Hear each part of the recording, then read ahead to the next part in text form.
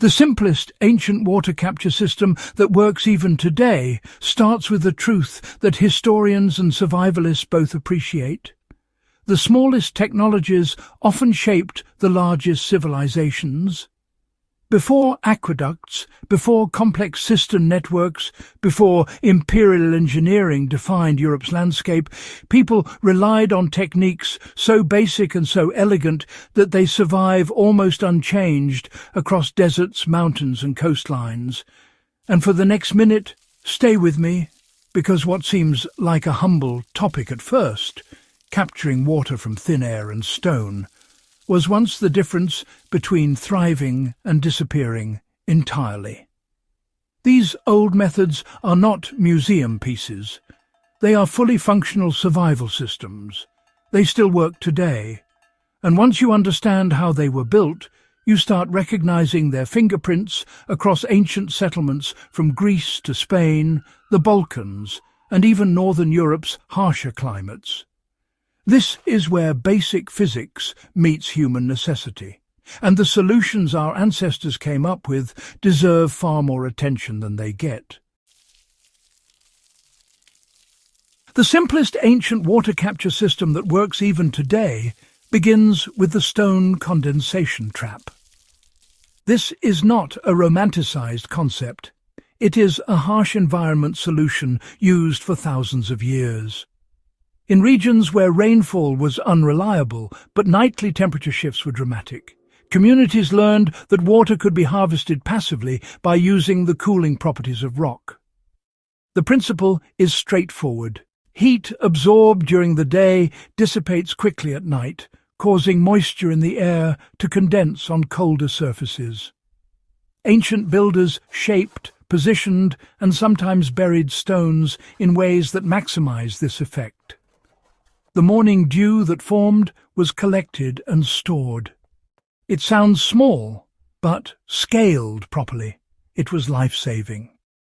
Some Mediterranean shepherd groups continued using versions of this into the early 20th century, and archaeological surveys show similar structures in parts of Thrace, Sicily, and southern France.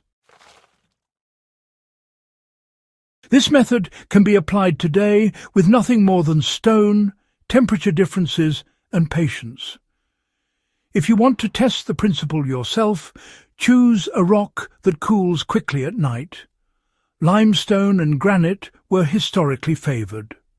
Place it on a slight slope or angle so condensed moisture runs downward. Early communities carved shallow collection grooves so the droplets would channel toward a clay pot or into a buried jar.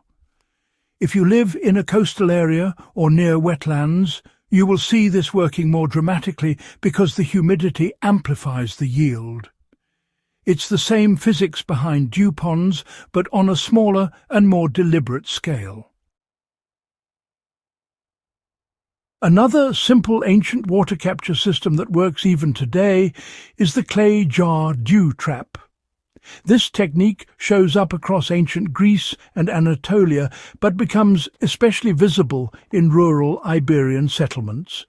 A porous clay jar, partially buried, becomes a condenser by virtue of evaporative cooling. As moisture from the warm air outside the pot contacts the cooler exterior surface, droplets form and trickle downward. Ancient households placed these jars under overhangs in shaded courtyards, or at the edges of fields where the night air could circulate freely. Over time, moisture collected inside the vessel.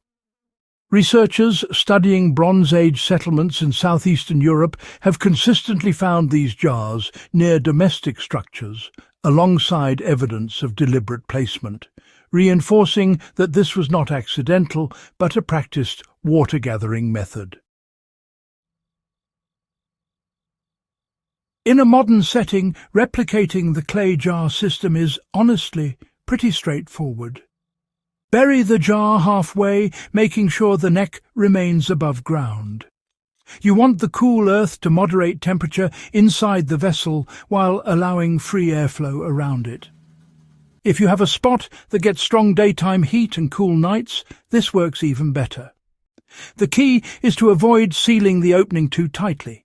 Ancient communities used loosely woven cloth or perforated lids to keep debris out while allowing circulation. Survivalists today often rediscover this technique during field training without knowing it has a pedigree stretching back thousands of years. The simplest ancient water capture system that works even today also includes the fognet's ancestor, the branch and fibre fog catcher. Before modern mesh systems existed, humans in high humidity, low rainfall zones relied on vegetation arranged deliberately to capture fog droplets.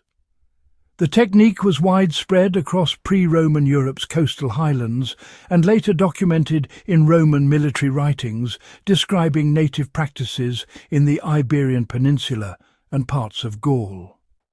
Branches with fine needles or leaves were oriented perpendicular to wind direction. Some communities even built crude wooden frames to hold bundles of vegetation in place, essentially creating early fog harvesting panels. You can reproduce this today in a practical way by using conifer branches or, well, really any foliage with a fine surface area. Fix them to a simple frame made of sticks. Anchor the structure in an area where morning fog or low-moving clouds pass consistently. If you live near hills or have early morning mist, the payoff is immediate. This method will rarely produce large volumes at once, but it works steadily, especially in coastal or mountainous environments. The simplest ancient water capture system that works even today also includes the ground-level air well, a method used throughout Europe's arid pockets. These structures were essentially pits lined with stone, designed to trap cool night air and encourage condensation. Larger versions appear in classical antiquity, but the humblest ones were used by isolated farms and herders.